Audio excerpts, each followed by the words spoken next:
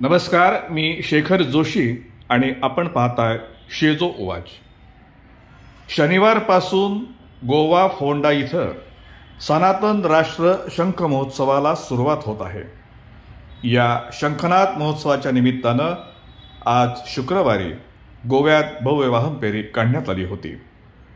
दुचाकी, चारचाकी आणि बस गाड्यांचा यात समावेश होता।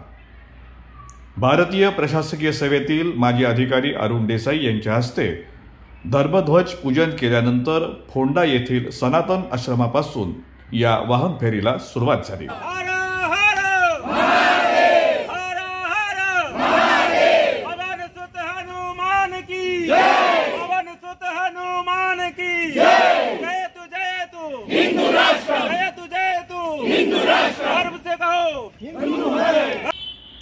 पुढे कवळे, 30 फोंडा, शांतीनगर जंक्शन, गोवा बागेतदार, फोंडा पोस्ट ऑफिस कार्यालय, फोंडा येथील जुनं बस स्थानक, श्री हनुमान मंदिर, कुर्टी फार्मागुडी येथील किल्ल्याजवळ या वाहन फेरीची सांगता झाली। वाहनांवर फडकणारे भगवे ध्वज उपस्थितांचं लक्ष वेधून घेत होते।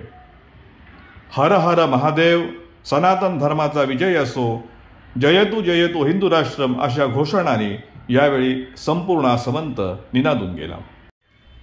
सनातन संस्थेचे प्रवक्ते अभय वर्तक या वाहन फेरीविषयी म्हणाले, सनातन राष्ट्र शंखनाद महोत्सवाच्या उद्घाटनासाठी आपण सगळेजण आतुर झालेलो आहोत। अवघे काही तास शिल्लक राहिलेले आहेत आणि याच्या पूर्वीचा कार्यक्रम म्हणून सनातन आश्रम जो रामनाथी स्थित आहे फोंड्यामध्ये, इथपासून कार्यस्थळापर्यंत एक वाहन फेरीचं आयोजन करण्यात आलेलं आहे।